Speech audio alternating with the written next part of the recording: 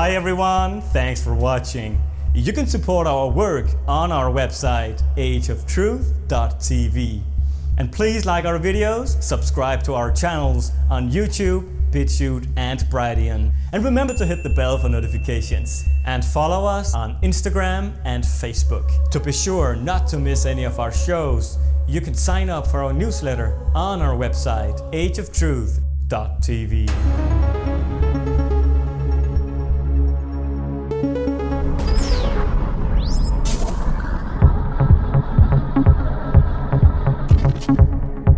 Hey, Hi, Lucas. can you see me? Yes, I can. Can you hear me? Yes, I can. Can you hear me? Yes, I can. Great to see you again. Good. Great to see you. Wonderful. How are you?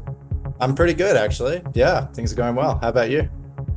Hello and welcome to this edition of Age of Truth TV. I'm Lucas Alexander in Copenhagen, Denmark.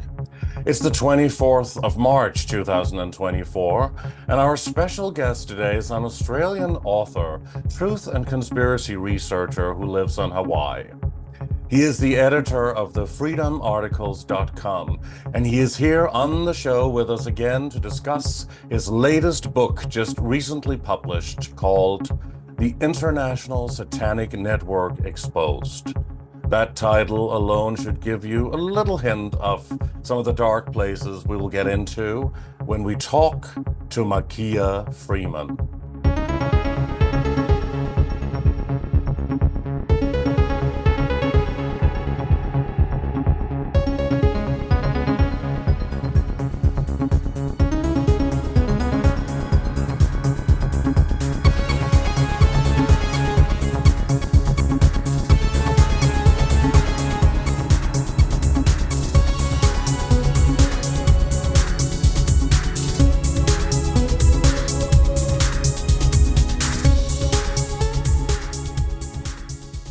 Good evening from Copenhagen, Denmark, and welcome to our viewers on Age of Truth TV.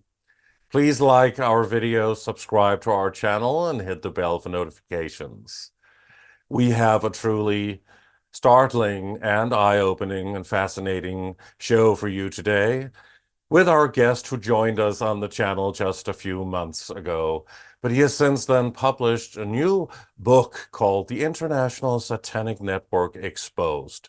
And as I said in my introduction, we will get into some startling, outrageous, and horrific topics today with our guest who's joining us from Hawaii, looking his best, but he would certainly not be safe from the wrath of Delilah with his chestnut locks flying loose.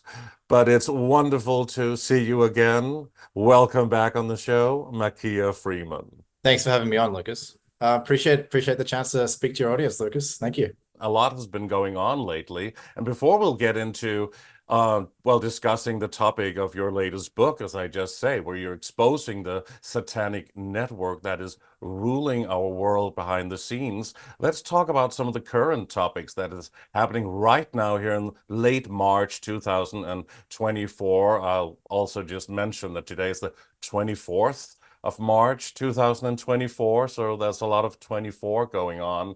And 2 days ago, on the 22nd of March, Kate Middleton, Princess Kate, came out with a very shocking video that shocked the world a bit, announcing that she has cancer. And there's been a lot of conspiracy theories about her and a Photoshop picture. And a lot of people even say that this is an AI-generated video. But what do you think? What is going on with the royal family? We just saw King Charles and him having cancer as well. I mean, what is going on, Makia? Let's start there. Sure. Well, a lot of people have pointed to the fact that there seems to be an awful number of strange deaths and illnesses happening in the royal family, and it's just very bizarre that we would have all this happen all at once. You know, with the death of Prince Philip, the death of Queen Elizabeth, King Charles getting cancer, Kate getting cancer. So maybe it's all just really weird timing, or maybe there's it's indicative of a deeper agenda, which is to push the royals out. And that's what I tend to think. I tend to think we're seeing the dismantling of the royal family because if you look at where the New World Order manipulators really want the world to go, they want one whole world of uniformity. They want everyone to be the same, and it's very kind of robotic and machine-like. And they want that because then they can control people more easily if there's one single system, like a world government, a world currency, a world army, and individual cultures, individual countries, all that are an obstacle to that. So what I see happening is that the royal family has been, let's face it, it's been one of the key bloodline families, with the key one of the key institutions that have pushed forward the New World Order for centuries. There's no doubt about that. I mean, if you look at its roots way back to the even if we just go back a few hundred years to the British East India Company, that was an incredible tool where they were already doing colonization and exploitation and all of that through all the hundreds of years since then, with all the things that they've done, all the land that they've acquired, or the setting up of the Commonwealth. I mean, it's been incredible how much they've advanced this agenda. But the question is it compatible with a world government made up of like a technocratic style world government where it's run by computers, and where they want everyone to be a world citizen and to have no other allegiance to this world government?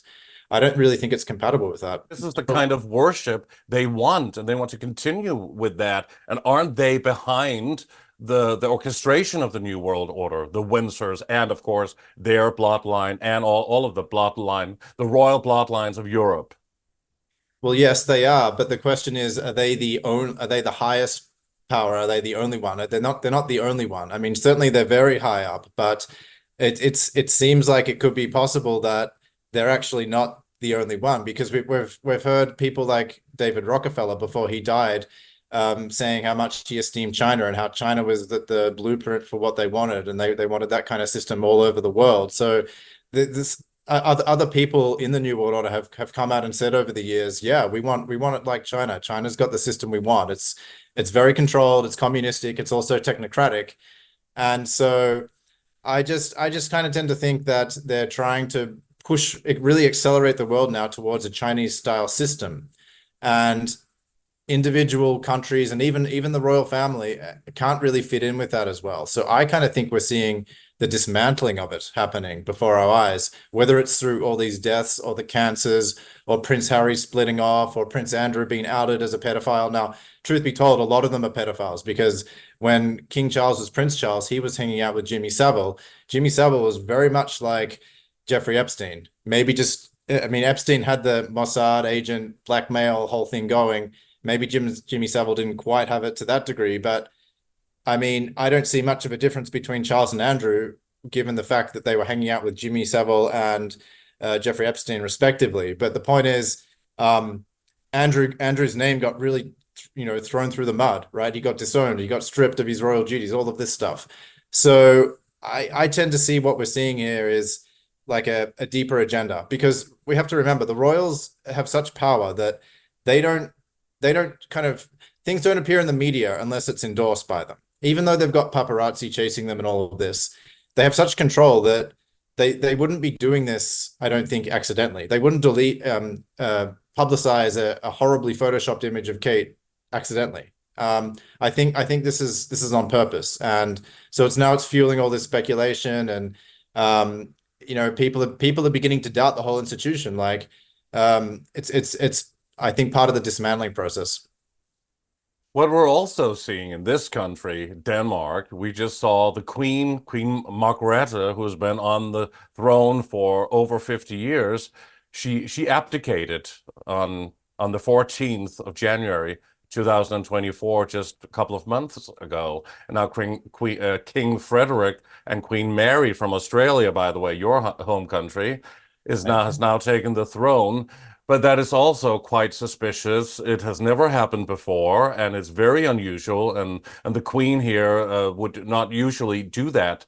So we saw that as well. Interestingly enough, Queen Mary of Australia, now Denmark, looks very, very familiar, looks very similar to Kate Middleton, and also to her own sister-in-law, Princess Marie from France, who's married to the Prince Joachim, also in Denmark, the king's brother. And it's interesting how those three girls look the same, actually. Yeah, I honestly I don't know that much about that. But I mean I know that there's certain world leaders that look very much like clones, whether you look at Biden, whether you look at Putin. I mean, why wouldn't it also be possible that some of the royal families are clones? I mean, really, like there's just so much deception with what we're being shown with the world leaders. Or if they're actually blood related in some way, Yeah. because a lot of people are related to the so-called Illuminati cult top elitist families, and a lot of celebrities and bankers and whatever are well related by blood to a lot of these family banking dynasties. Right. Yeah, it's possible. So what do you think about this video with Kate Middleton? Was it her or was it AI? Well, she looks very different. And maybe it's just due to her not having makeup, but I don't know. I mean, to me it doesn't. I was definitely left wondering who it was. I mean, the whole thing is just really bizarre. It's really strange.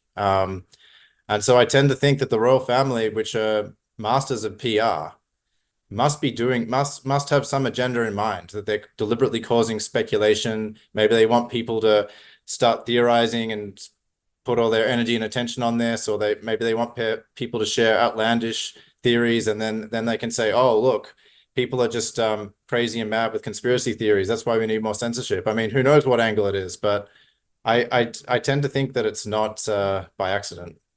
Now, a lot of people on television and in the media are apologizing for making fun of her. Where is she? And could there be a conspiracy or something like that?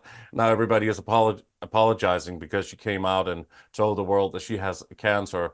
So it seems a little bit like going in the direction of censorship, this cancel culture, being afraid of saying what you feel and making fun of things, you know. Even the old comedians like Joan Rivers, George Carlin, and all of these people in the past, they who were and even Don Rickles as well. I mean, they were incredibly politically incorrect. Would they even have had a chance today? Because you can't really say anything basically without being canceled, right? Right. Yeah. I mean, culture has been accelerating every year. It seems like it gets worse and worse. So yeah, that's definitely also an agenda. So this ties in, obviously, and is connected with what you are talking about in your latest book, The International Satanic Network Exposed. What a title and what a topic. It's very deep, it's very dark, and there's a lot of things to get into here. But you're talking about satanic ritual abuse, which is connected to MK Ultra mind control and mind Right. control in general, of course, through trauma, but also on a more, let's say, um, on a scale that has to do with the public and indoctrination through the media and everything. But Satanism, ritual abuse, mind control, it's all connected. Why go into this very dark topic? Why did you write this book? Well, I feel very driven to expose what's going on in Earth, and the full extent of it, not just, hanging around on the surface and dibbling and dabbling with the superficial stuff, because that's unfulfilling. And the Earth's we're at a precarious time here. We could basically go down the road to freedom, or we could go down the road to tyranny. And so when I look at what's really happening on Earth, yeah, I mean, I see all the different conspiracies in the surface level, like the attack on our food supply, and the attack on farming, cancel culture that we've just been talking about, false flag operations, the control of the left-right paradigm, the control of the money supply. I mean, all of these, some of these are less and more important in their own right. But I've always wondered, well, what is really behind all of this? And it's led me down to pedophilia and Satanism. So I see this as the root cause of it all, because when people are new to this research, they like to say, oh, it's the Jesuits, or it's the Jews, or it's the Freemasons, or it's this or that. And yes, they are all strands of the web, but none of them is the whole, I don't think, the whole solution of it. Because what's really going on is that the people that run the world, no matter what race they are, no matter what culture or nation or whatever, they're actually connected by Satanism. They're engaging in black magic rituals, and they are trying to use that use the power they get from that to then control the world, like basically do certain things in this black magic ritual setting to basically create a world that they want to create. And we've already had kind of different people from all walks of life blowing the whistle on this, people that have actually been in it and survived it and come out, people that have gate crashed certain ceremonies like Alex Jones did in 2000 with Bohemian Grove.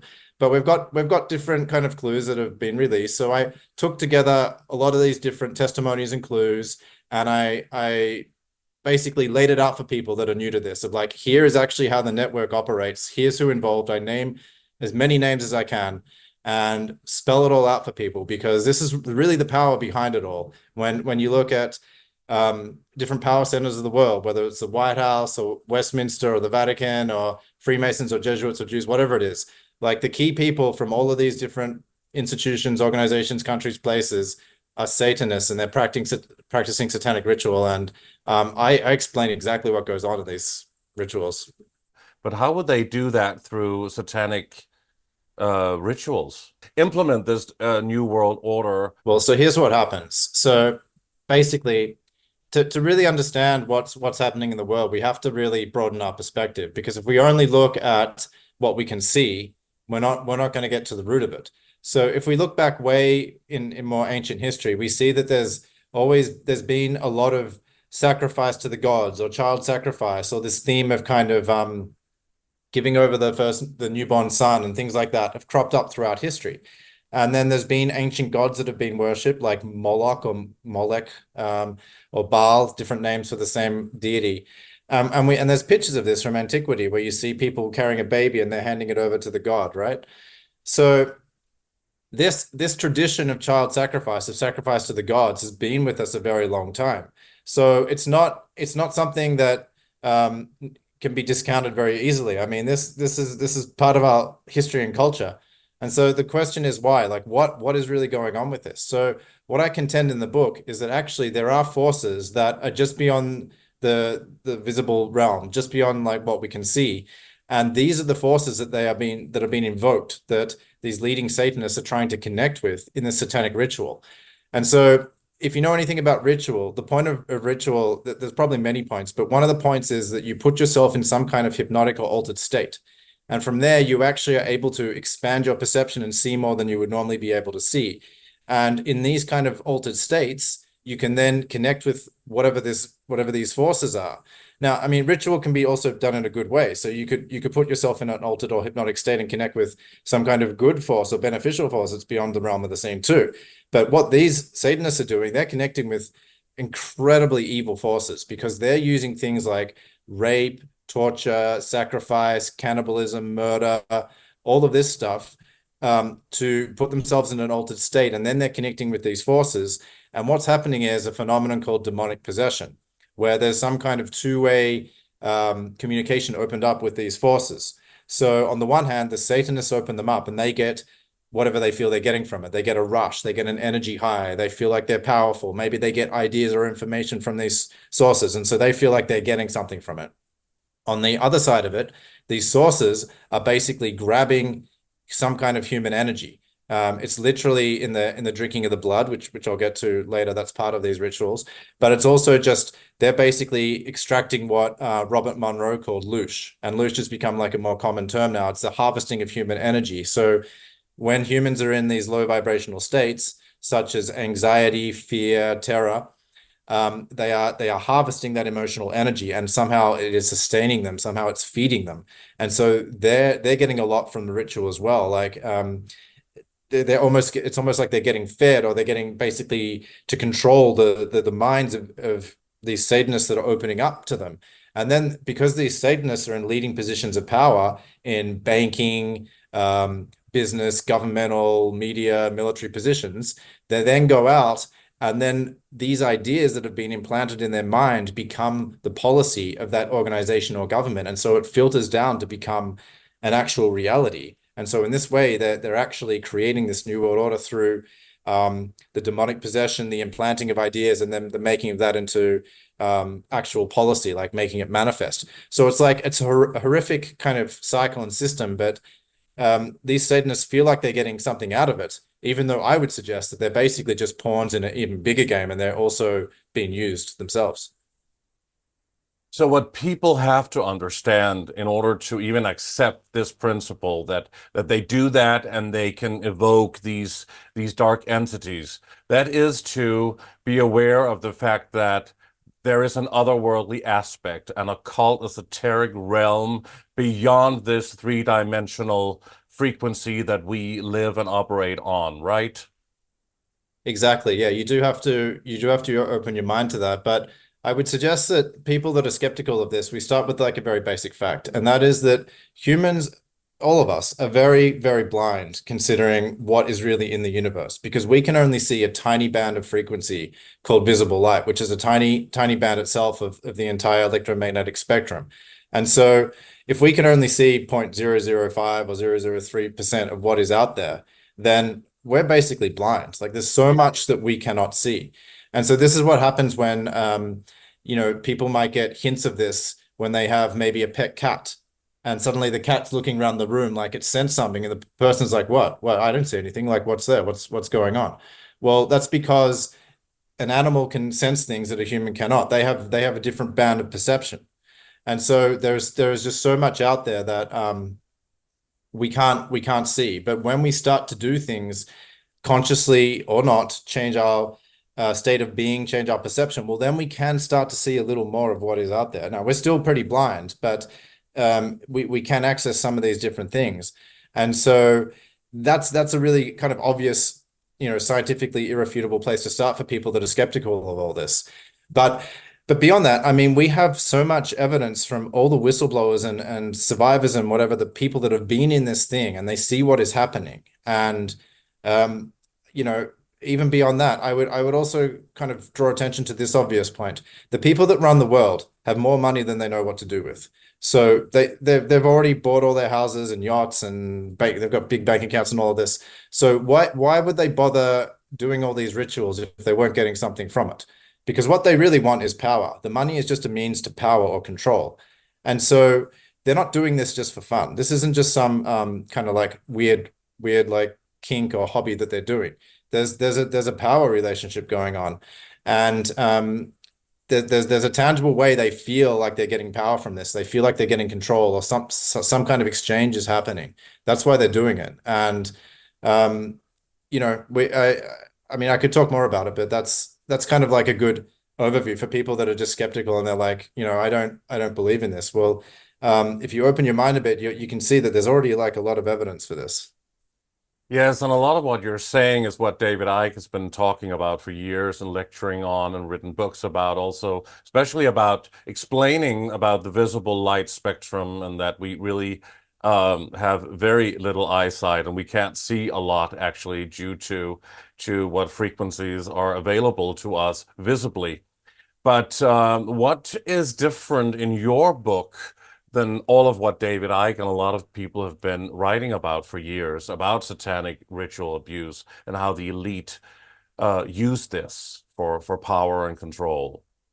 Well, I went through and I read and listened to the testimony of all sorts of different people. Like there are so many now that have come out and said it. And so I basically took what I thought were the most important testimonies, and then I put them all together and I synthesized it. So I kind of took, okay, this woman saying this, it's normally women that are the victims of this. There's some men, but it's often women. So I took together the different themes of what they were saying and put it together to kind of map out both like what is the International Satanic Network? What does it look like? How is it structured? And then also like what is the point of what they're doing, as well as naming different names. And so some of the people that are in my book are Fiona Barnett. So she's an Australian woman. And she has a lot of information about what was happening in Australia, but she was also brought to the US. She was raped by US President Nixon. So she has like a lot of familiarity with the US names as well. And it's just very interesting studying all this because it overlaps with so much, like the testimonies of each of these survivors overlap. And that is also very good evidence that they're not making it up. So Kathy O'Brien is a well-known name. She wrote Transformation of America. She deprogrammed, and she talked about the horrendous suffering that she had suffered from people like George Bush and Gerald Ford and other people. And so they start to name the same names together. And actually, I see a lot of similarities between Fiona Barnett's testimony and Kathy O'Brien's testimony. Then we have other people as well. I mean, Arizona Wilder is a famous one. She was interviewed by David Icke in the late 90s, and she came out with an incredible amount of information. So she's a very important one as well. Then we have newer people like Jessica Chebotar, who was actually raised to be like a mother of darkness, a mother goddess in the system. And so she actually has the most information about how the whole thing is structured. But I've basically taken all these different testimonies and summarized them and laid them out for people, and then provided a summary of what it all means and how it's all structured. So yes, we have, of course, as you just said, Fiona Barnett and Kathy O'Brien famously was married to Mark Phillips, who was a former FBI or CIA agent, and there are also Bryce Taylor, and they had kind of I don't know, a thing going on there. I don't know about that, but she was very in the alternative media in the late 90s, and Jay Parker. And a more recent lady, Jeanette Archer, and Max Spears, I suppose, was also who died, who was also, I suppose, maybe a mind control victim. I don't know. Roseanne Barr has talked about it a lot, and there's also one called Nathan Reynolds who's come out, and Jay Parker. But you're saying that it's mostly women. But there are a lot of accounts about especially young boys and especially young males. But why don't we hear more from male victims, do you think? Why is it women? And can we trust all of them? Do you think that some of them are certainly or seemingly very, very real, but you think some of them are just coming out there in order to get some attention or whatever? I mean, how can we know for sure if these people are speaking the truth? Yeah, it's a good question. So I'll answer the first part. There are men who've been in it. A famous one that comes to mind that's in my book is Paul Bonacci, because he actually was unique in that he went and sued his handlers, and so he was giving depositions legally, and it all went to court. And he was involved in the Franklin cover-up and the whole huge sex ring in Omaha, Nebraska. But then another man who's been part of it is Ronald Bernard, the Dutch whistleblower. So his story is very interesting. I feature him in the book too, because he basically entered the world of high finance, and he was told very early on, look, you can succeed in this world, but you're going to have to put your conscience on ice, meaning you're going to have to freeze it. And so it was a statement that stuck with him. And then as he got deeper and deeper into it, and he showed that he could get the job done, he probably started acquiring a degree of ruthlessness. They started to give him more and more jobs. And then the door started opening more, because then he got invited to these satanic rituals. Firstly, just as a spectator. And he kind of saw all the naked women and all this. And then he got in a little bit deeper and he was invited as a participant. But the red line for him was, then he went to one where they were sacrificing children. And it absolutely made him sick. And it kind of woke him up, and he realized, oh my God, what the hell is this? And then he wanted out. And so it was very difficult for him to get out alive, because by the time you're in that deep, you know a lot of the secrets. And it's kind of like they say, people that join the CIA never leave the CIA. Well, I think once you get into this cult, into this network at a certain level, it's going to be very hard to get out alive because of what you know. But somehow he did get out alive. Now he ended up having an NDE, a near-death experience, as well as an OB, out-of-body experience. But he made it out alive. And then he's a very interesting whistleblower as well, because he basically states, well, I think there's around 8,000 to 8,500 people that are really running the world. And I mean, he hasn't named all 8,000 names, but like he knows a lot. Yeah, but did Ronald Bernard ever get to the point of actually being present there when they were about to do these satanic rituals with children? Wasn't it something he was told that he had to do in order to go to another level? Did he ever witness anything like that? Honestly, I'm not sure if he actually witnessed a child being sacrificed or about to be sacrificed, or whether he was told that would be there. I would have to go and check that to see exactly what he said on that. I get the impression from what he said that he implied that it was about to happen, that he was witnessing it. But certainly many of these other testimonies not only talk about witnessing it, they talk about being forced to do things like this. So you're asking, well, can we trust the testimony of these other ones? Well, if it was just like one or two, or just a couple, maybe it would be like, okay, this is outlandish, this is weird, this is freakish. But I mean, we have people that are not only saying that they've done it, but they're talking about multiple times over and over. They're naming who was there. They're naming the place where it happened. They're naming the reasons why they did it, because some of this is basically training them. See, a lot of these women were actually trained to be part of this structure. They weren't just participants. They were the people above them were trying to get them to play some female role in the system, whether it was like a mother goddess or mother of darkness, one of the very high positions where they were leading the rituals. So they were so brainwashed and mind controlled with MK Ultra techniques and the SRA, which means satanic ritual abuse, that they could be basically forced to do this without really wanting it or knowing it. And so, I mean, that gets into like the actual techniques. How does this work? How we can talk about that. A mother goddess, please explain that. And you're saying that some of them were mother goddesses and some of them were mother of darkness, but that's a castle in Belgium, right? Called the Mother of Darkness Castle, Chateau de something. I can't remember the name. Chateau de Ameroy. Yeah, exactly. Yeah, Ameroy. Yes, in Belgium. Yeah. Do talk about the Arizona Wilder to David Icke talked about this Mother of Darkness Castle, but also some victims came out in recent years talking about having participated and actually having been one of these mother goddesses. Yeah, right. Yeah, so there seems to be a number of places where this happens. And this castle in Belgium, the Chateau des Ameroy, is a very famous one. It comes up a lot, where a lot of these witnesses say, I was there, I was involved in ritual there, I was trained there. This is where a lot of the training happens. So this is a castle in Belgium that's pretty close to the French border. Then of course we have a lot of ritual happening in these elite mansions, whether it's in Europe or North America mostly. But then we have ritual happening in the actual centers of government, in Parliament House in Australia, in Canberra, in the White House, in Westminster in the UK. Then there is a witness that talks about ritual happening in La Sagrada Familia, which is the famous basilisk, the church in Barcelona. Really? So so all these beautiful places that people may have visited, you may visit as a tourist. Turns out that when the lights go out and it's dark at night, these are the places they're choosing.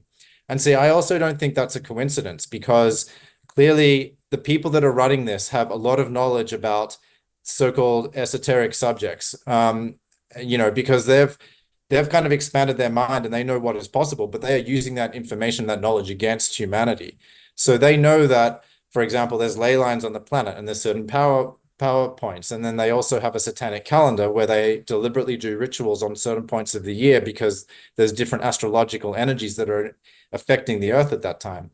And on so, the solstices, for example. Solstices, equinoxes, so the 8 cardinal points of the year, and then there's all the gematria and the numbers that they use, where they have 13 coming up a lot, like 13 days after a certain one of these points as well. All of it is numbers and done on specific dates, specific days, and connected to that person's live and birth year and what have you. Well, Lucas, you may know a little bit more about this than even I do, because I remember this came up in our first interview. But I mean, certainly it's a huge factor with when they plan things out. There's no doubt about it. And I mean, and look at the gematria and the numbers behind the Diana assassination and the JFK assassination. Just to pick two ones, not to mention 9/11. I mean, yeah, sure. They definitely 911, huh? My God.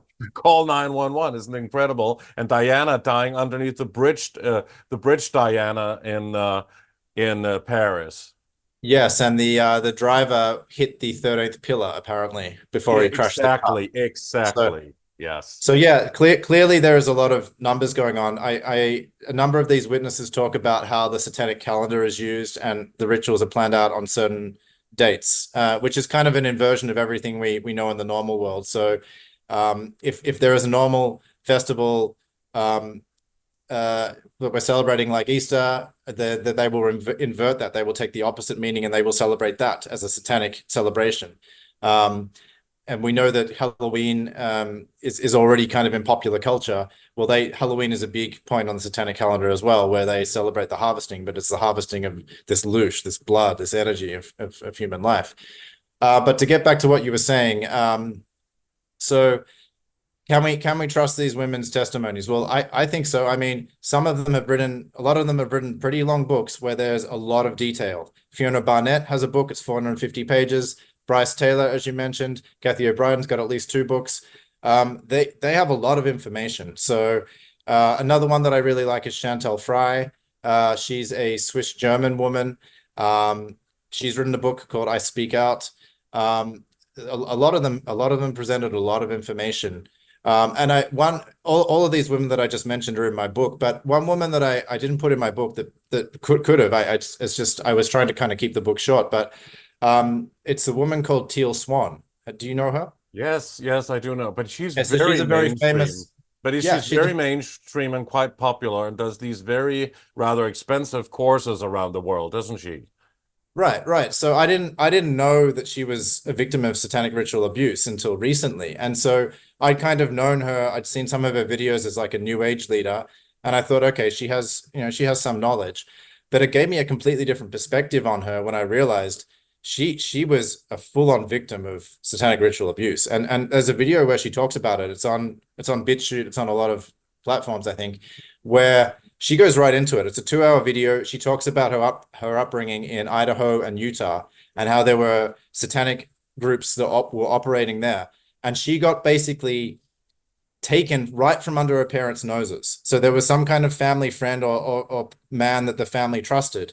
And he would be basically taking her out of bed at night, taking her to satanic rituals. And again, she was being used in a way because she had psychic ability. She had like ESP ability. And so they were trying to get her to predict what was going to happen or to somehow like harness it for prophecy or do things like this. And so they never really killed her, even though she had to witness horrific things, other people being killed around her. She was raped, she was tortured, all sorts of stuff happened to her for a long time, right under the nose of her parents. Her parents had no idea this was happening each night, where she was being taken out of bed and then returned or taken from school. I mean, this thing is incredibly widespread. Can we trust that this is true? I mean, certainly she's very popular now, and she's traveling the world, and she's doing very well, doing these lectures around the world. She was in Denmark here in this country not long ago. A few years ago or several years ago, I don't remember when, we actually invited her to be on the show, and we got a response, but a decline. She would not be on. And I don't know why, but it's interesting that the alternative media, and we can get into the alternative media as well, because there are different layers of that as too, and levels. But why would she not talk about these horrendous topics that she did come out and talk about years ago when she started her career, being this, as you say, this more like a new age leader or lecturer? I mean, why wouldn't she go on and talk about it? It would help a lot of people in the alternative media, and a lot of people who are victims of SRA are watching our shows and other shows like ours, you think? I mean, I don't know. I think the video that she did looks like it's from around 2010, maybe between 2010 2014. So I mean, I don't really know who was interviewing her. I don't really know why she chose to do it specifically, but I mean, to me, she was very open about what had happened. She wasn't holding back anything. She talked about every aspect of it, including how it had affected her relationship with her parents, her deeper psychological wounds, her sexuality. I mean, she just lays it all out on the table, right? So, I mean, to me, it comes across as being very authentic. And I mean, it's out there, maybe I can't really speak for her, but I can say that it definitely fits in with everything I know and have researched of the satanic network and the satanic cult. It And does, and that's why, we invited her, and a lot of people have maybe invited her, but I haven't really seen her on the alternative media giving interviews. But that could also be part of, um, a way to promote herself in a certain way. I don't know, but it's just interesting. You always ask interesting, well, critical questions, even though we are always hoping that everybody is speaking the truth. But that's why I asked you, do you think all of these people are speaking the truth? When I interviewed David Icke a few years ago, I asked him also about his Arizona Wilder interview, which is so famous and infamous to some. I mean, it was certainly eye-opening and startling information that she gave us. She's not around anymore. I mean, maybe she is, but I think her real name was Jennifer Ann Green, and she also, there was another name as well that she used, Jennifer something. But we haven't heard from her for a long time, and some people suspect that she's back under mind control and has another handler, or I don't know. But it's an interesting thing. And David Icke said that, of course, he couldn't know for sure that if whatever she said was the truth. I mean, how could he? But of course, it ties in with everything else he's been exposing, and that's where we have to put all the puzzle pieces, right? And I guess that's what you're doing as well. yeah, I feel the same way. I mean, it's we can't. How can we really know? I mean, unless we're at one of these rituals and or there's a video of it. But I mean, when we have so many people from different walks of life, from different countries saying the same thing, it's a strong indication that this is what's happening. I And mean, the also, closest, sorry to jump in again, Makia. Also, that she was exposing names that in the late 90s, I think David Icke did this interview with Arizona Wilder in 98 yes, or something. I mean, at that time, it was on VCRs, on video, and I right. mean, we didn't have YouTube. I don't know who actually saw it, but at that time even. But I mean, she was mentioning names that were totally unknown to people, like Baron Guy de Rothschild and lots of other people that a lot of people just didn't know and couldn't connect to whatever was going on in during these secret ritual ceremonies.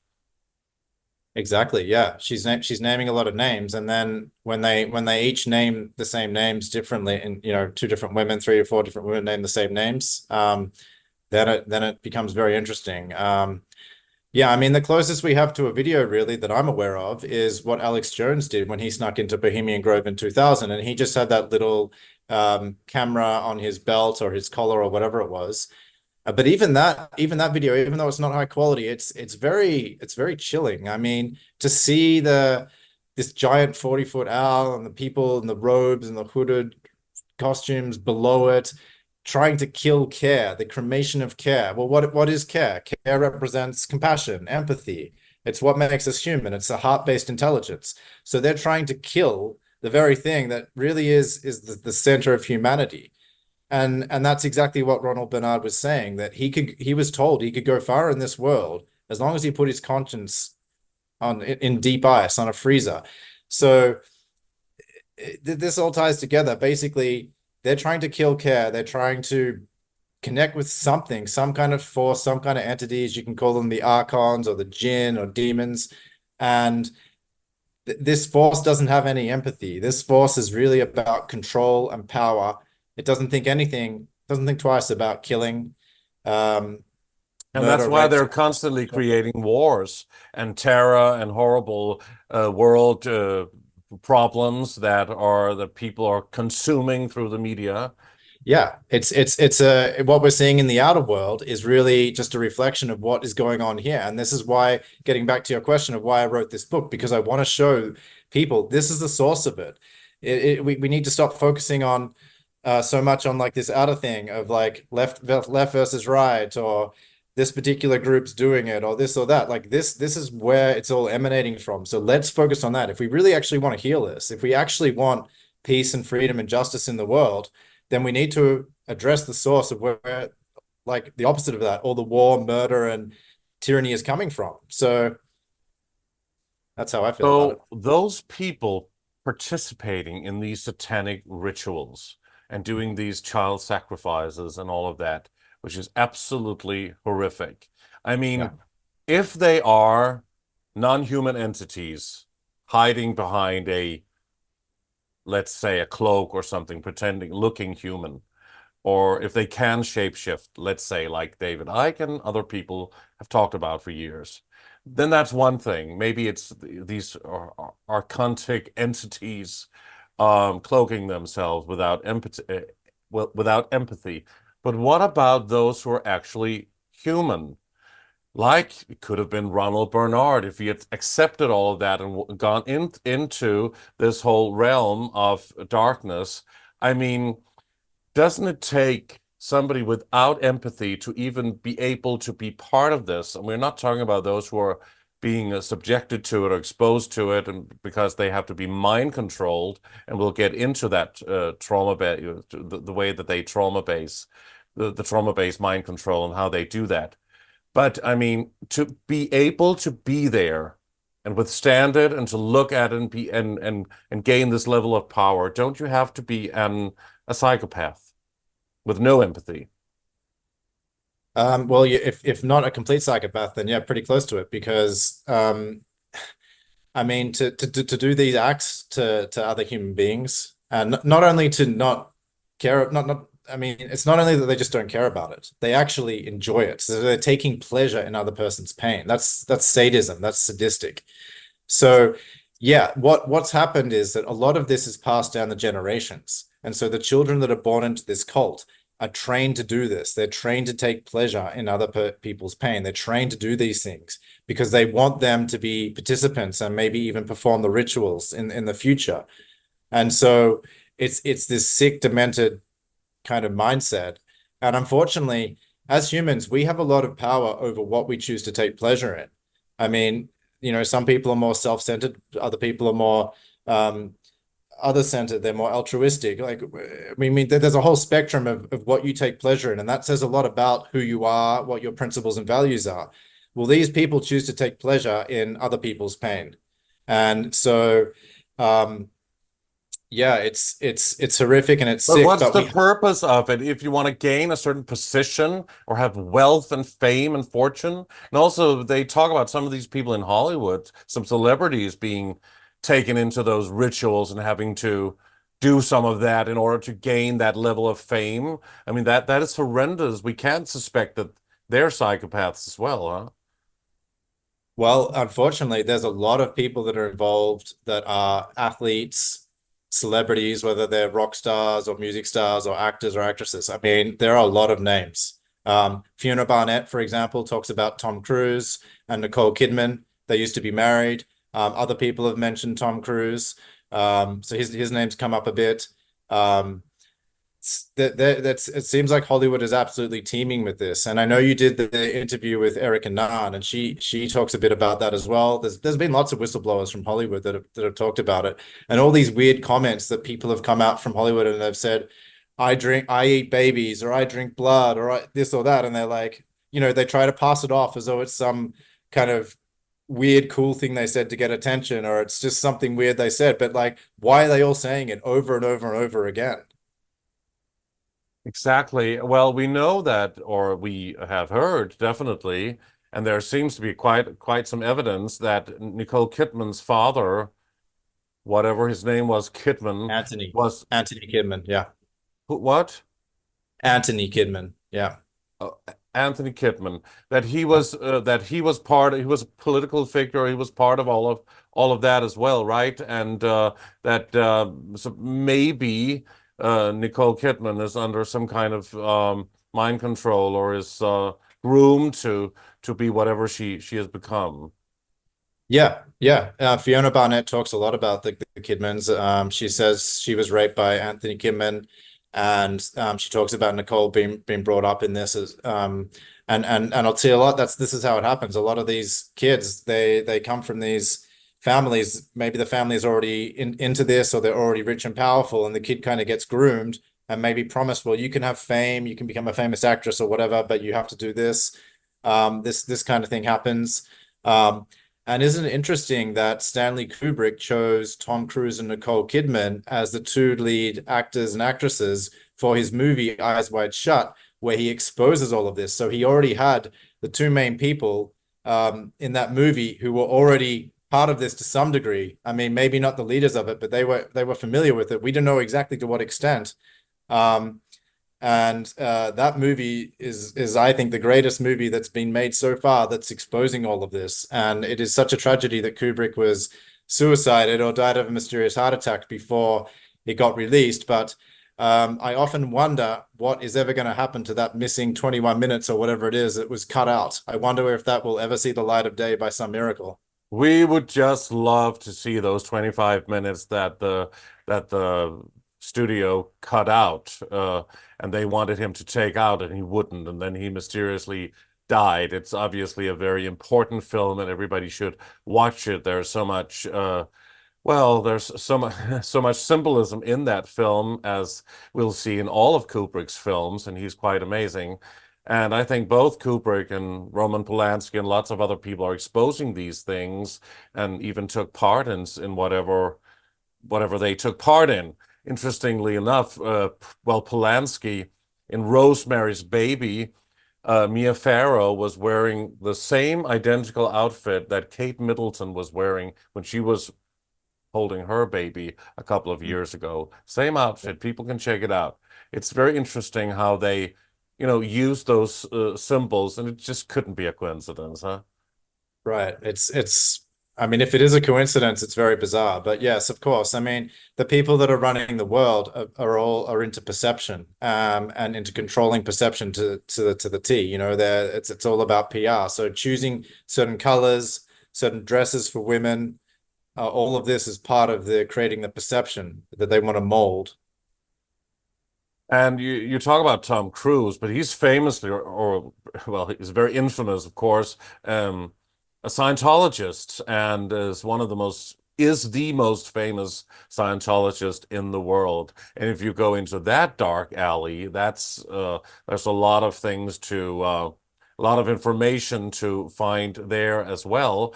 But I mean, do you think that certain levels of Scientology are linked to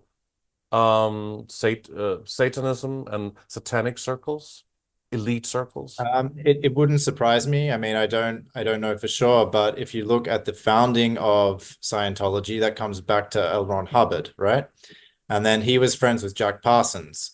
And so Jack Parsons was the one who founded JPL, Jet Propulsion Laboratories, which had a close connection with NASA. It was all into like rocket launching and all of this. Some people joke that JPL stood for Jack Parsons Laboratory, but he was a Satanist. He was known to be a Satanist. And so, and he was also linked to Aleister Crowley.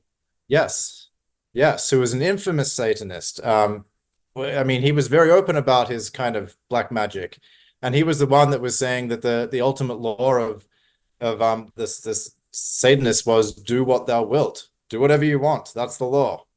And then another connection is that Crowley made contact with this being that looked very much like a gray. If you've seen pictures of it, it's very, very similar to the gray, with the big black eyes, small nose, small mouth. So was Crowley doing black ritual magic where he was expanding his perception and making contact with a gray? Are the grays one of the beings that are this dark force that's invading people's minds in this ceremony, or are they just kind of also a part of it? I don't know, but they're involved in some way, because Arizona Wilder also talks about the grays a lot. She called them cybers, and I haven't heard anyone else use that term, but when she was talking with David Icke, and then the few years after, where she was more on the public circuit, she was giving presentations. So she gave one presentation called Deceived No More. You can still find that on various platforms. And she talks about these cybers, spelled T-S-I-B-E-R-S. And she gives the impression that they're somehow like manufactured. They're very robotic. They may even be robots, but if they're not robots, then they're emotionless kind of beings. And that ties in with what other whistleblowers, not really with Satanism, but with just deep underground military bases and extraterrestrial abductees or contactees. They talk a lot about the grays and how they're emotionless. So, and the grays are the same ones that Linda Moulton Howe calls the Ebens, right? I think she calls them the Ebens. I think you're right on that. Yeah.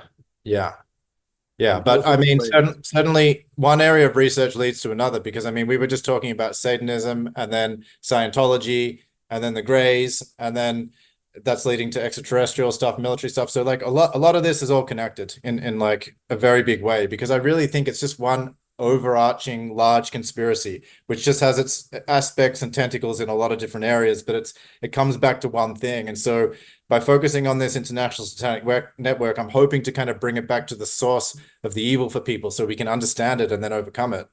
But do you go into this topic of extraterrestrials and interdimensionals as well? And do you think that some people suggest also that the Greys, the Ebens, or whatever people call them, these robotic creatures that were probably manufactured, that maybe they are linked to the human race in the future when we have been too, let's say, merged with AI and high tech in a way? Yeah, I've heard that theory. I've heard people say that the Greys time traveling back in time to warn us that this is what will happen if we breed emotion out of ourselves. And that was a mistake for them. It's an interesting theory. I don't know if that's true. I don't go into extraterrestrials much in my book, International Satanic Network, although I do have a chapter on the reptilians. I can talk about that.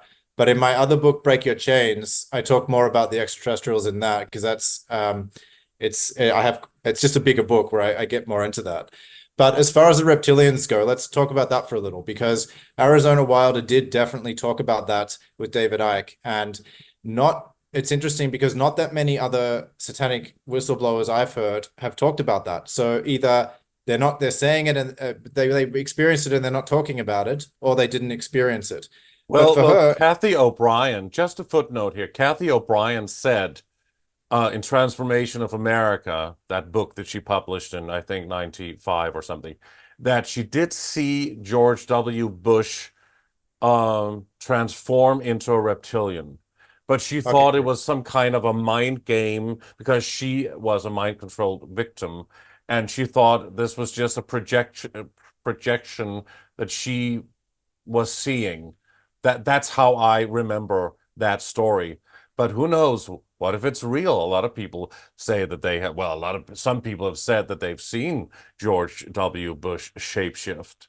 So please go on with the reptilian story. So one has talked about it in some kind of way. Yeah, so Kathy O'Brien mentioned it there, but Arizona Wilder talked about it more than any other witness that I've come across. Because not only did she talk about witnessing a lot of these figures shapeshift, and she names all the names, so they're in that video with David Icke. But so basically, she talks about the Bushes, certain Rockefeller, certain Rothschilds, and certain members of the British royal family. They're the ones that she names mainly.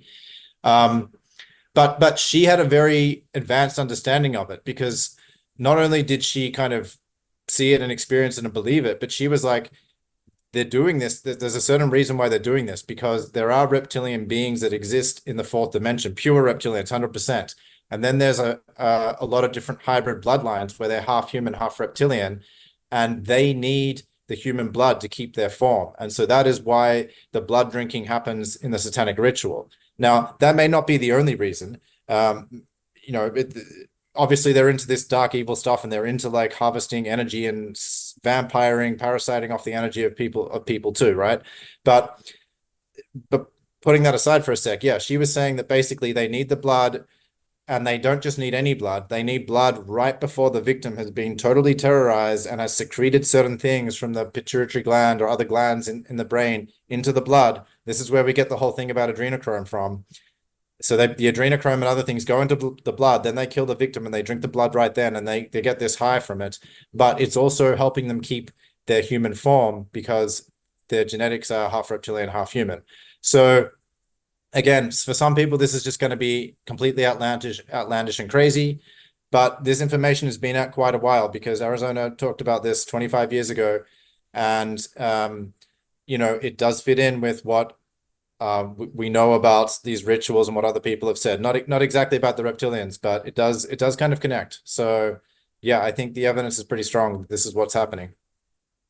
And also, Al Bielek, I don't know if you know him, who was a supposed time traveler who'd worked on Montauk Project Project. Montauk and the Philadelphia experiment, and who was connected also to Phil Schneider, who died Yes. in 95 or whatever, who was in some kind of a battle with Yes. alien beings. I don't know if they were reptilian or greys or whatever they Well, were. yeah, he says he encountered a few greys and he shot one, and then he also got shot by one. Yeah.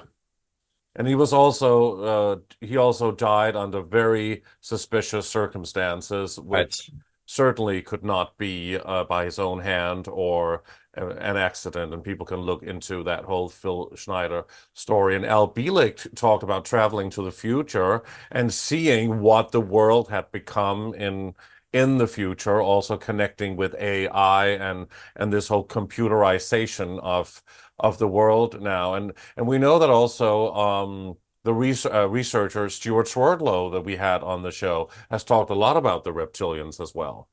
Right.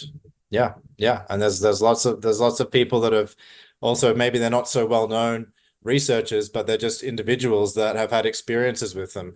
Overwhelmingly, these have been negative experiences, but I have come across people that have had positive experiences with them, like a reptilian has appeared in their room. And okay, it was completely shocking at first, but then they had an experience, not only sexual, but some kind of experience, and then the reptilian went off. Maybe this repeated itself for some amount of time, or maybe not. Um, but overwhelmingly, the experiences are negative. They normally have to do with basically being stalked or being raped. And then, I mean, then there's a whole huge area of the secret space project, the SSP, and all the people that are now coming forth and saying, yeah, I was part of this. I did like a 20 and back tour where I went to Mars or the moon or another part of the galaxy. Daryl James is one that comes to mind. He's done quite a few interviews now with his experiences, and he talks about how once he kind of got into it, he was kind of inducted into this secret space program, taken off planet. And then pretty soon afterwards, he met a 9.5-foot tall reptilian. And he's very descriptive with what this being looked like, and its tail, its muscles, its facial expressions. And it was kind of just like pretty soon after he kind of got into all this, he saw that, and then he just went on his way, and he was in a completely different world. And I mean, there's all sorts of people that talk about interacting with these beings. And we've heard several people, researchers, come out in the past 10 plus years talking about being part of the secret space program. But there's also been a lot of speculation whether several of them have been frauds and not, just simply trying to cause another stir in the truth movement and the growing truth movement, divide and conquer, and Well, simply yes. lies. I know there was a lot of doubts around the story of Corey Good. But I mean, there's at this stage, I mean, I'm aware of at least, I'd say 10 to 15 people that have been in the secret space program. There's probably many, many more out there. And there's probably many that haven't come forward yet that will come forward in the years to come. And their stories are pretty incredible because they're very detailed. And it's a little bit like I was saying earlier in this interview about the survivors of satanic ritual, having similar stories, talking about being raped or tortured by similar people, or having a similar handler, or this or that, different elements of the ritual being the same. So they, unless they're kind of collaborating secretly, it's interesting how their testimony coincides with each other. Well, that's the same with the secret space program. There are people that talk about different aspects of how they got into it and what they did, how they were basically taken off planet and given a mind wipe at the end and brought back, and how like the different kind of organizations that were running things on Mars or the moon, and it coincides again. So yeah, we don't know for sure, but it's I think good evidence at this stage that there is a whole other civilization and world out there that we're just beginning to uncover. Yes, so take us through what trauma-based mind control really is and how that works on the mind, usually through brainwashing, and how it's done with children. I mean, because this is the whole issue with satanic ritual abuse. I mean, that's why it's done to children, right? In order to compartmentalize the mind of a child in order to grow up and do certain things or be well, to compartmentalize the brain so they can access different, let's say, rooms in the brain for certain purposes, huh?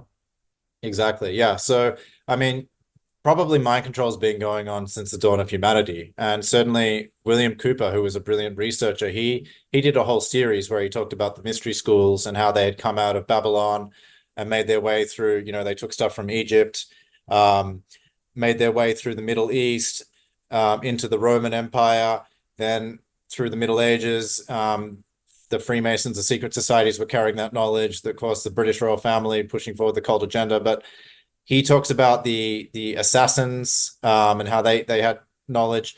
But basically, it seems like at some point, humanity, certain people found out that you can fragment the brain and you can create a split personality. We call it DID, dissociative identity disorder now, or MPD, multiple personality disorder, whereby a person can be doing something and not know who they are or what they're doing, and they can basically have different personalities. And so then the techniques to create this were perfected, and a lot of this was happening with the Nazis and their research. And of course, Operation Paperclip brought all these Nazi technicians and scientists into the US at the end of World War II, where a lot of them went into NASA and the CIA, and they continued the research. MK Ultra officially began in 1953, and it had 149 sub-projects. And this is just what we know about. And then, of course, there could be all this stuff that we don't know about. But from what we know about, you can read the declassified files, and they were already experimenting with all sorts of different drugs to see how can LSD or heroin or marijuana or scopolamine, how does it affect the brain? How can we create hypnotic states and trances? And then how does it affect someone's suggestibility? Because ultimately, this is really about control. They're just using all this stuff to see how they can get control over someone. And so they were looking to create basically assassins, spies, or couriers, and sex slaves. That seems like they were the main things they were trying to create. And they had already perfected that to a large degree in the 50s and 60s, I think. Definitely by the 70s for sure, because there were presidential sex slaves they were using. And this was when Henry Kissinger rose to power. And he's a very interesting figure, because when I wrote this book, International Satanic Network Exposed, Kissinger was still alive, and he died at the end of last year.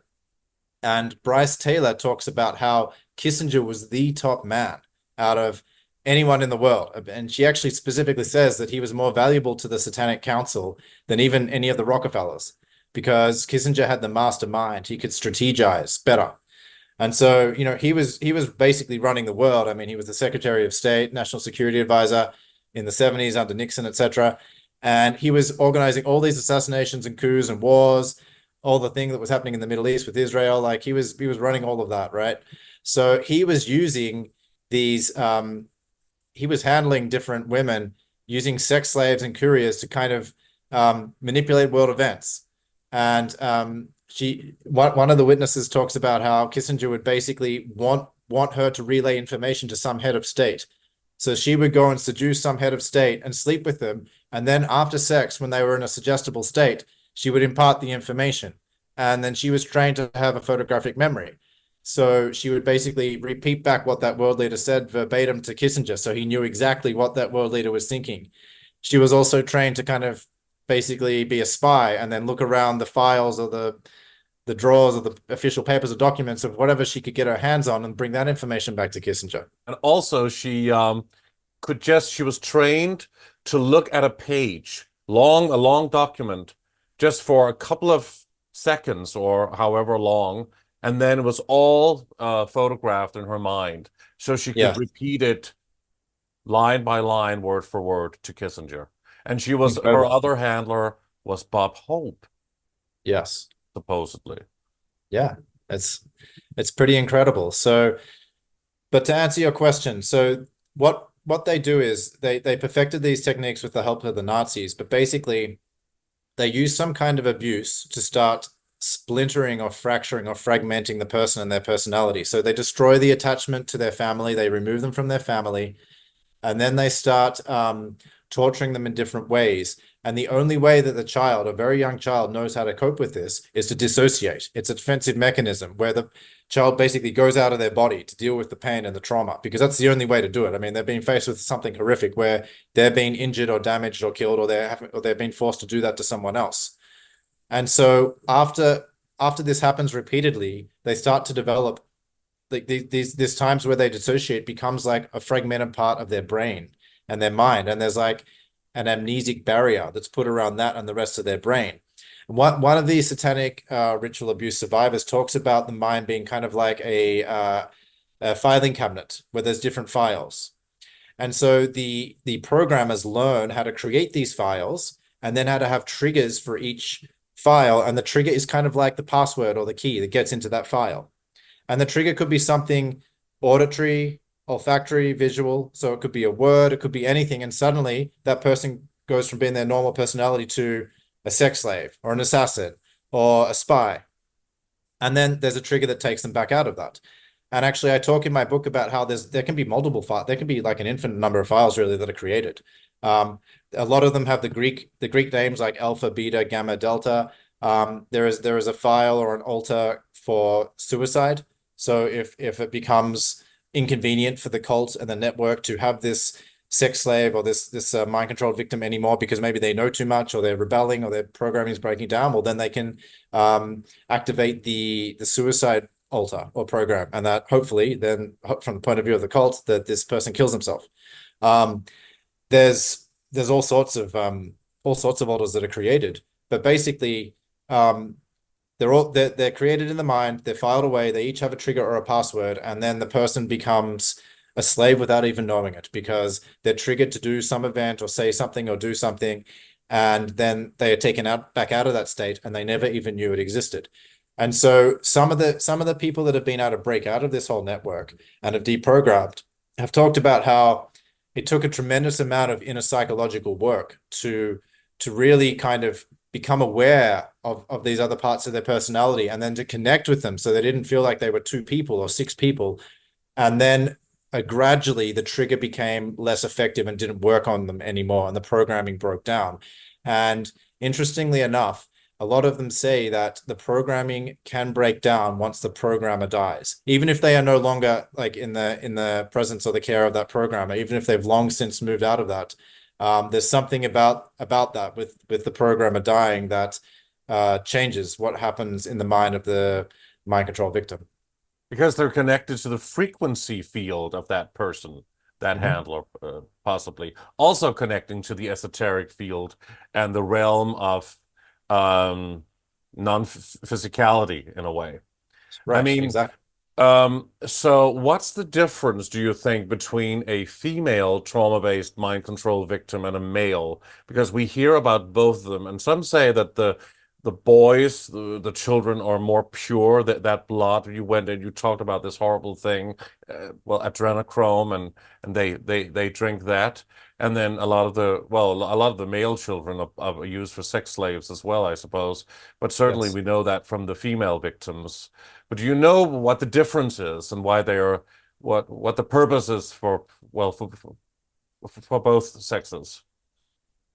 I mean, both are definitely used, as you say. I think I don't know so much about when they're children because there isn't such the differentiation between the genders isn't as pronounced when people are younger. That obviously starts to happen more when the hormones kick in and from the ages of whatever 12, 13 onwards. But certainly by the time the mind control victim has become a teenager or a young adult, then it seems like the satanic cult definitely harnesses women more for their psychic abilities, their intuitive abilities, because they're stronger in that area in general. And so I know a lot of women talk about this that have been part of this. They're like they were basically wanting me to prophesize or wanting me to see the future or wanting me to like tap into certain things. And so that's why it was valuable to them. And then once they figured that out, they kind of realized, well, maybe I won't be killed. Maybe there is a way out for me as long as they perceive that I'm valuable in this way.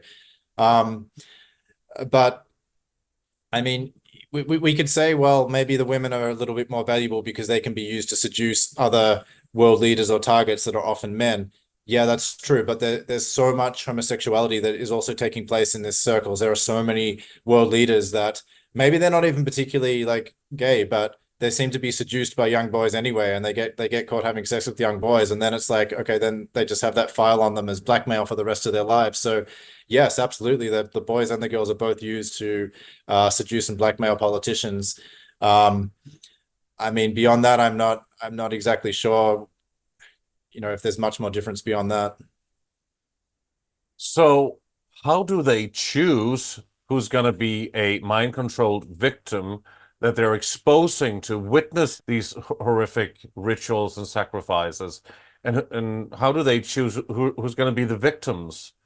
Because they're mainly all children, but there are also adults as well that children watch being sacrificed. Yeah, I all I can say is that it seems to run in families a lot.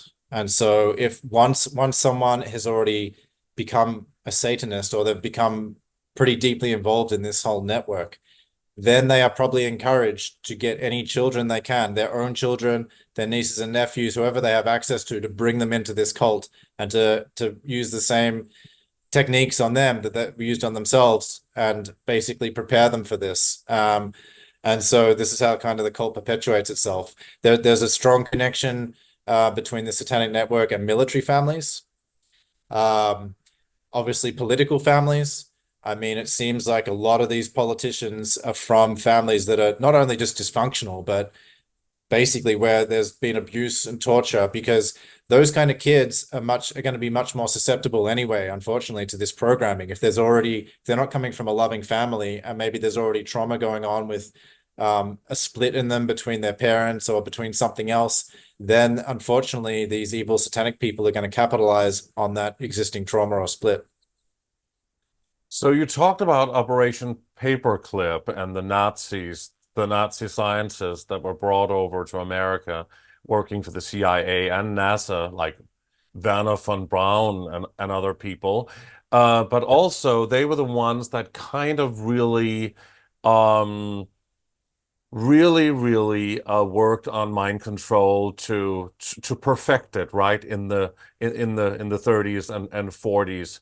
Talk about how the Nazis are connected to what was going on later on with MK Ultra, and also we kind of know there's kind of some small evidence that Hitler was actually a Rothschild, because his grandmother had been working as a maid for Baron Salomon Mayer von Rothschild from the Austrian branch of the Rothschilds, of that family dynasty, and he was born in Frankfurt to Mayor Amschel Rothschild.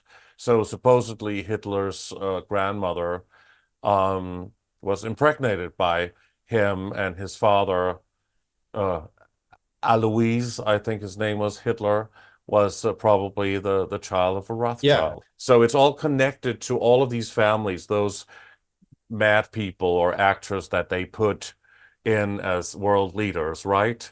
And then the Nazis did all of what, so they actually won the war, right? I mean, that's kind of where I'm getting at.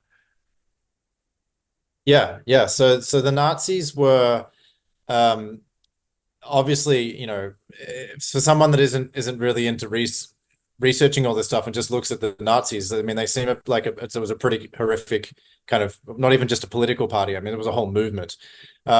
Because I mean, look what they did. They censored books. They centralized power very quickly with the way Hitler, passed the Enabling Act, the whole false flag that happened to the Reichstag, eliminating the position of the presidency, and then consolidating all the power in the chancellery. So this isn't the behavior of something that's like a free, open society. It's like it's a model of dictatorship. It's fascism. And it's just interesting to me as a side note, where there's still people around that are saying, well, Hitler and the Nazis were good because they were kicking out the Jews, and the Jews were bad. But I mean, when you research this stuff, you have to realize that there's shades of gray. Things are not black and white, and you can't just simply take teams like that. And yes, of course, like the Jewish manipulation, the Zionist manipulation is very real, and it's a massive topic that we don't have time to get into in this interview. Absolutely. And they had already started doing that well before World War I, and they were manipulating things into World War II. And yeah, Germany was targeted. That's all true. But that doesn't mean that the Nazis, who they were and how they handled that, is like a great thing either, because the Nazis ended up, in my view, being controlled by the same mindset. Whatever mindset was running these Zionist Jews to manipulate the world into war, this is a very similar mindset to how the Nazis responded, which was basically centralized power and conquest and eugenics and censorship and everything else they did. But yeah, to get more to your question, the Nazis kind of won the war in a sense, because even though they were defeated, like historically, when you look at the record books, they had already gone down to Antarctica. That's easy to research. There were expeditions there. They set up a base there. They set up bases in Antarctica, in Argentina. Hitler was seen in Argentina. There's books by Harry Cooper and others that have researched this.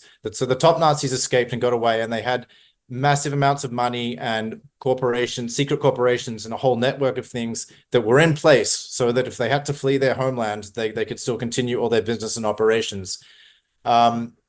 Then, of course, the Nazis infiltrated all the Western governments. Like they went to France and England. They went to the Soviet Union too. They went to America. So the four countries that came into Berlin and Germany at the conclusion harvested all these German scientists and engineers and took them out and wanted to use their knowledge. So in a sense, this Nazi mindset that just went into those countries afterwards. And so the Nazis were also influenced by eugenics, and eugenics was what was going on a long time before the Nazis, of course, because this was a favorite kind of pseudoscience or hobby of these bloodline families of the New World Order in the 1800s. And this is where this whole thing about, the right to rule and pure genes and deciding who should live and die, like all of this was happening before World War II. There was even a famous Supreme Court case, Buck versus Bell, where they decided that there was some poor woman who was not fit to reproduce. And this was the whole thing where like, oh, you feeble-minded, are you too feeble to like procreate? And so there was even, I mean, this is a historical stain on like US case law. A Supreme Court ruled that this particular woman should not reproduce, right? Should not be allowed to. She had to be forcibly sterilized. And so all of this was happening and gaining momentum in America, in Germany, before World War II. Then the Nazis gave eugenics a bad name. So then it had to kind of go underground a bit. So they regrouped, and the Rockefellers were behind a lot of this. And then they came out with like the World Population Council and Planned Parenthood. They just found another way to push the same kind of thing. So this, to me, this is where I see like the Nazi mindset. But if you're asking, did the Nazis win the war? Literally, well, yeah, there's a lot of evidence that they actually did continue. They took their technology and their money, and they went down to Antarctica and Argentina, and they set up a base in Antarctica. And then a lot of these secret space program whistleblowers talk about how there are German civilizations off planet and the Germans are running things. Now, some people are going to say, well, that's too far out there for me. I don't believe that. But like I said, I mean, there are probably 10, 15, 20, maybe even more by now, people who have been part of this SSP who've talked about this. And so many of them talk about how it's the Germans that are running things. So, make of that what you will. And there are also some documents that you can view through the Freedom of Information Act from CIA documents that actually account or talk about Hitler and him being in Argentina, right? And we obviously know that many of the German scientists were brought over to America and also to perfect the whole mind control and MK Ultra thing, and NASA, of course. Yeah. And then NASA was challenged by JFK to get a man on the moon at the start of the 60s. So then right in 1969, they do the whole Apollo mission, which has so many signs of complete and utter fakery. And, conveniently now they don't have the tapes anymore. I mean, this is meant to be the most historic moment in the history of humanity, but they lost the tapes. And they're not interested in going back to the moon anymore because, like they've done it. So what's the point, and so we're meant to believe that. We're meant to believe that the astronauts that came out and did that press conference after they went to the moon, where they're looking down at their notes and they're looking like the most depressed, maybe scared, maybe terrified, maybe depressed people that you've ever seen. There's barely even like a neutral face, let alone a smile. We're meant to believe these people were like the first people to actually walk on the moon. And see, all of that came out of NASA, and NASA was influenced by Werner von Braun, as you mentioned, and the Nazis. So, yeah, there's a lot of connections with the Nazis. And do you think Stanley Kubrick filmed the moon landing? And because he was never back in America or Hollywood since then, he did all of his films in England. Almost like, I mean, like being exiled. The same with Roman Polanski, really, now. Sex scandal, they say, but he's not been back to Hollywood. He's doing his movies from Europe. Yeah, I mean, Jay Widener came out with a really detailed theory about how Kubrick did pull off the moon landing hoax, and how he basically made a deal with the devil, where he said to them, "All right, I'll do this for you. You know, I'll make it look really good, really real. But in return for that, I'm gonna do movies for the rest of my life, and you're gonna give me unlimited funding for them, and I get complete control. I get the cinematic control of them." And to me, that seems like a very believable theory. And it probably worked well for him, you know, right up until the end, unfortunately, where he got complete cinematic control of Eyes Wide Shut until they decided to suicide him. But, you know, he even got access to a Rothschild mansion, I believe, in the UK to shoot some of that, the satanic ritual orgy scenes for Eyes Wide Shut. Yes, he did. We did a really amazing, extensive interview with Jay Widener on Age of Truth TV that people can watch as well. So that's very fascinating. He's done a lot of work on that. You were talking about the mainstream alternative media, but what is that? It's like two worlds in the same sentence. What do you mean by that, and what is your concern about that? Yeah, I'm very concerned about that. This is something that has just become a very important point in the last few months. But David Icke coined the term MAM, or mainstream alternative media, a few months ago. And he did that in response to what he saw was basically a rising clique or group of individuals that they have a lot of followers, and they're all interviewing each other on each other's platforms. And so it's kind of becoming this group, but they don't really interview many people outside of their group. And so David Icke is pointing to people like Joe Rogan, Tucker Carlson, Russell Brand. And there's a lot of worship of Elon Musk going on amongst this group, where they're like, Elon Musk is one of us and he's going to save us. And look what he did to Twitter and all of this.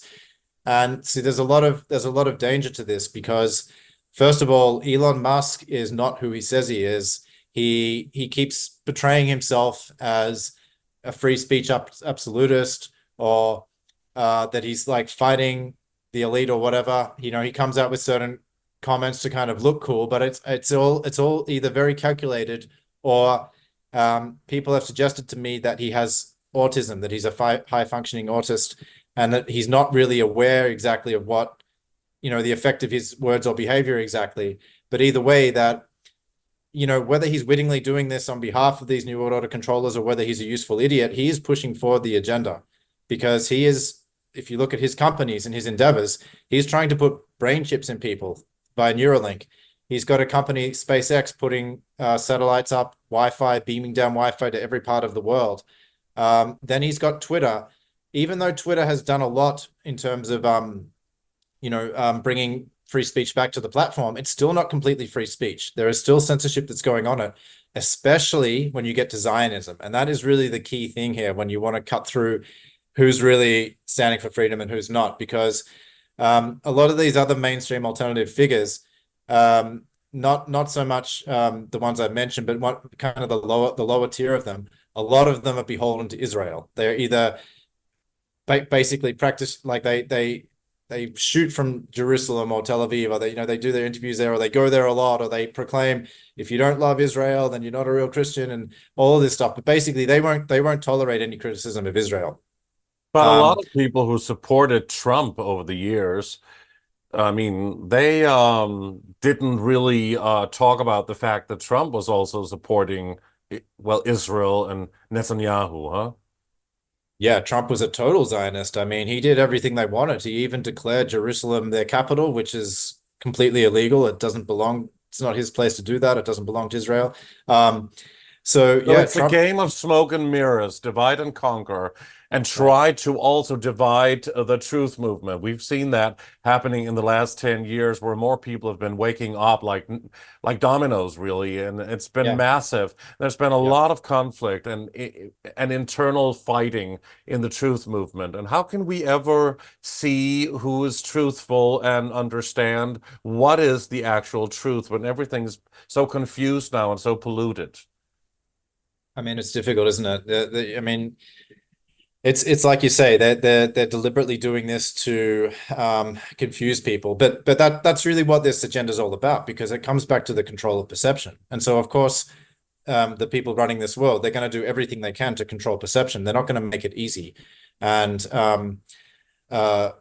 David Icke talks about how this is actually run by the archons, and the archons are masters of perception, and that's what they do. They telepathically or psychically or mentally invade people's minds, implant certain thoughts to lead their attention and misdirect them, lead their attention astray, etc. And so it is a perception war. And I mean, all we can really do is keep researching for ourselves, keep listening to a wide range of sources, fact check, keep kind of doing this ourselves, try to cut through the haze. It's very difficult, but I'm not really surprised that with the fall of the mainstream media and how less and less people are watching it now, their numbers keep declining all the time.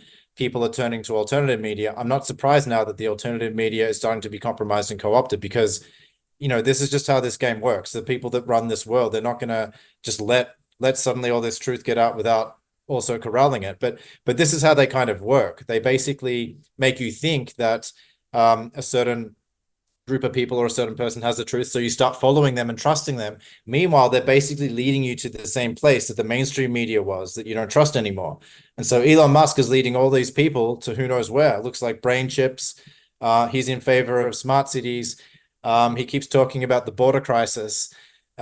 He's probably investing in biometrics and AI surveillance that is initially going to be rolled out on the fence, maybe like in the US, but probably in Europe too. And then it'll just go inland to start to be controlling everyone. And so we've got to be really careful about not worshiping fake idols and false gods and false saviors, and really look at not just at people's words, but what companies are owning, what they're doing, who's funding them.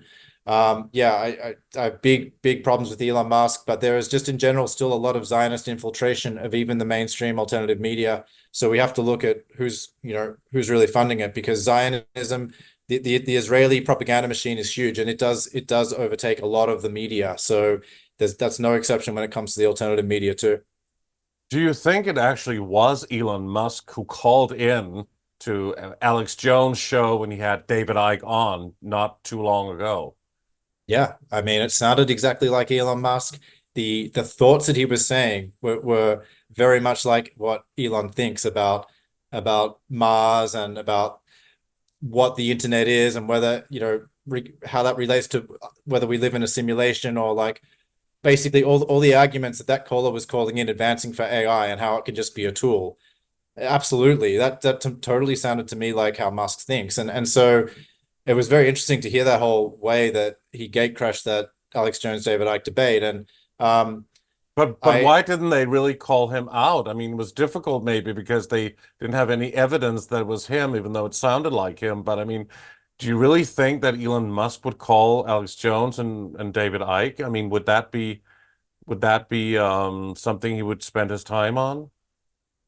Yeah, I mean, I think so. I think he kind of thought it was funny. He kind of thought like, oh, I'll just call in and no one will really know that it's me. But that was a pretty big miscalculation, because his voice is very unique and very identifiable, but also just the thoughts that he was putting out, this way that he's kind of blindly pushing AI forward is like, well, it's just a tool, and so it can be used for good or bad. What's the problem? Like, it's just a tool. And it's like, well, that's a very superficial understanding of it. Yeah, it's a tool, like, but it's not a tool like a computer is or a hammer is. I can have control over a hammer. I can use the hammer, then I can put it back down. Same with a computer. Right now, as computers exist, I can still turn it off, and I can shut it down, and I can even carry it out of my house, throw it away if I want. But with AI, this is starting to become where it's going to be in all these different appliances. It's going to be in all these different things in our lives. And then we have to ask, who is programming the algorithms? Because AI is only as good as the programmers who've made that algorithm.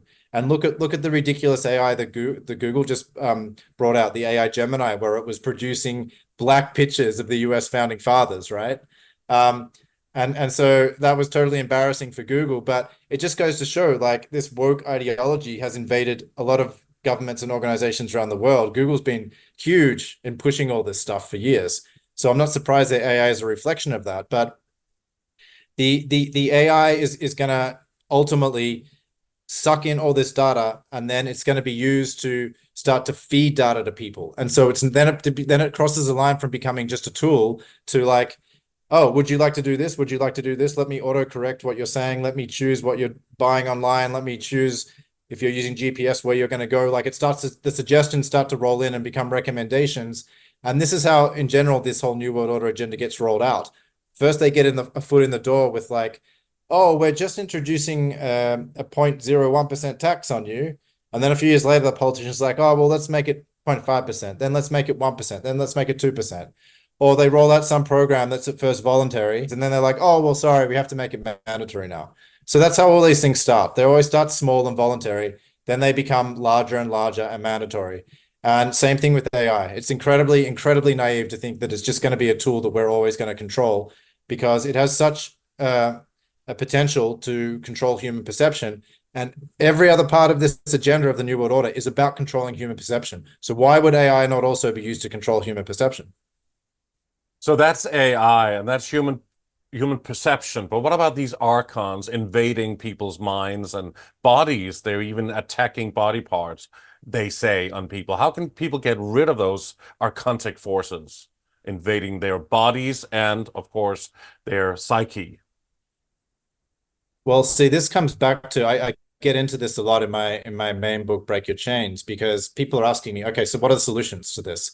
And we can talk about all the solutions on like more superficial levels of like how we need to, gain more control of our water and our food supply, and how we need to get our media from decentralized places, and how we need to, getting control of the money supply would be a huge thing. But when it comes back to like, okay, the archons, if these are really the source of all of this stuff, including the satanic network, what do we do? Well, we're all subject to this. If you're a human living on this world, you are subject to some force, some being, you can call it the archons or whatever, putting thoughts in your mind. And so this really is where it comes back to like spirituality and inner psychological work and reclaiming the shadow, integrating the shadow, because we all have to do this work as a personal being. And it doesn't matter whether you're a man or woman, rich or poor, where you're from, we all have this work to do, because no one else can do it for us. And if I'm personally of the opinion that I don't think that the outer world, the collective world, can be healed unless the inner world is healed. And that takes each person doing their own inner work to reclaim the parts of themselves that are denied or suppressed, working on themselves to become a better person so that they're not going to be as controlled by these like foreign thought forms. I mean, if you've done a lot of work on, say, patience or some aspect of, some good quality like respect, then when thoughts come into your mind that urge you to be impatient or urge you to be disrespectful, you're less likely to do that, to follow those thoughts. You're going to have more control over it. So it's kind of this path of sovereignty, of overcoming the conspiracy, is about regaining self-control of our body, of our mind. And maybe those thoughts will always be there, but we're going to have more power to choose which thoughts to follow. So I don't really see any way to separate overcoming this New World Order from taking personal responsibility, stepping into our power, becoming more sovereign, having more self-control, and having some spirituality to do that with. To me, they're inextricably linked.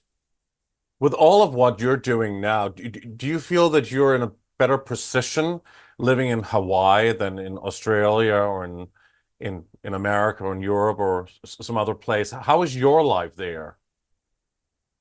Well, I'm choosing to live in a rural area, so I don't know if it really matters so much that it's Hawaii or some other country, but I think it's more that it definitely helps me to be among nature and to be able to get out into nature quickly.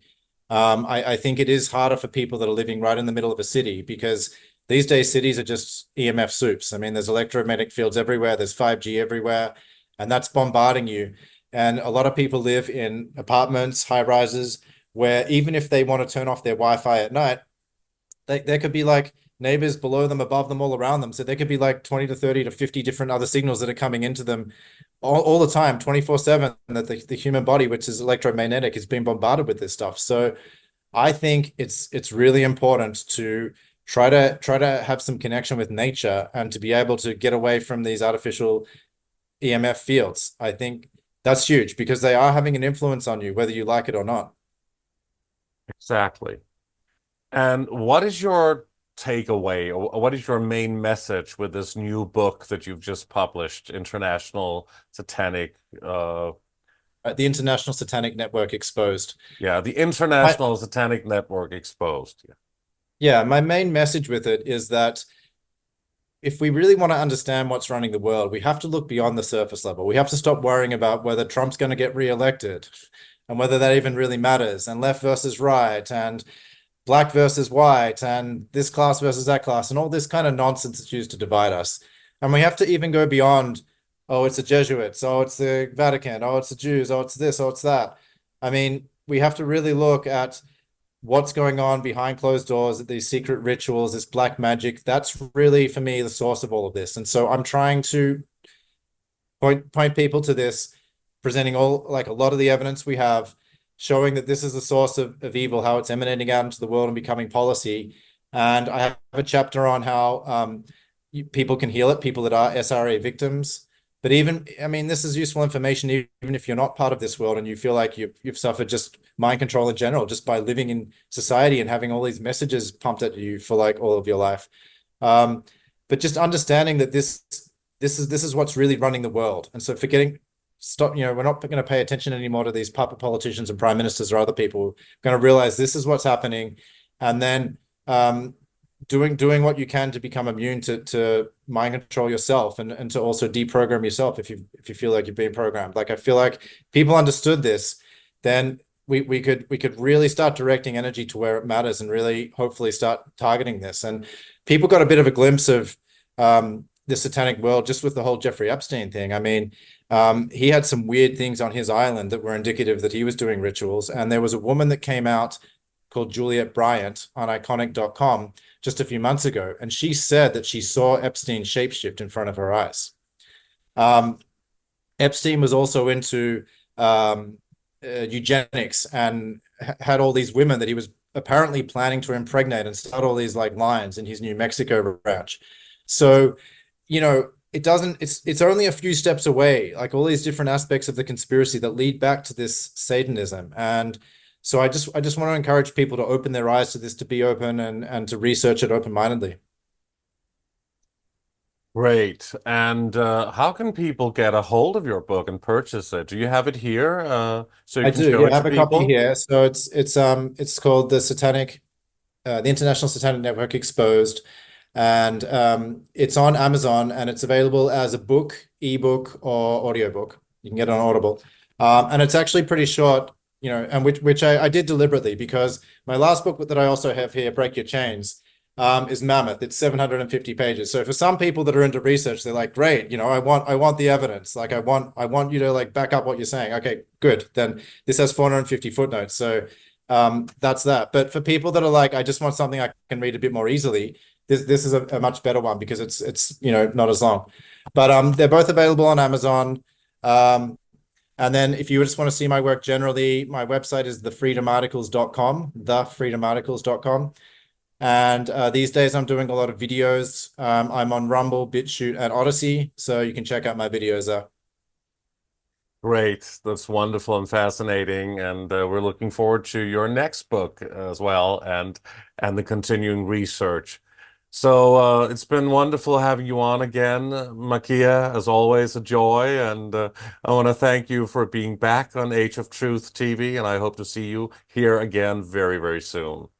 Thanks for having me, Lucas. Thank you. It's just like in the first interview. I mean, we covered so much. So hopefully people appreciate that. I'm trying to connect all the dots of all these different things for people. So, and bring it back to the individual too. Well, let's meet up soon. Tell me when you want to be on again. And, it's always a joy to have you with me here. Yeah, thank you. Yeah, we can touch base again in a few months. Sure. Yeah, I'll let you know. Thank you so much, Makia. It's wonderful to see you. Great. All right. Have a good night. Thank you so much to Makia Freeman, and thanks to all of you for watching Age of Truth TV. You can support us by clicking onto our website, ageoftruth.tv. And please like our videos, subscribe to our channel, and hit the bell for notifications. You can also sign up for our newsletter on our website, ageoftruth.tv as well. Please also subscribe to our alternative channels on BitChute and Brighteon. Your support is greatly appreciated and very needed. On behalf of the Age of Truth TV team, we thank you so much for watching, and we'll see you again soon.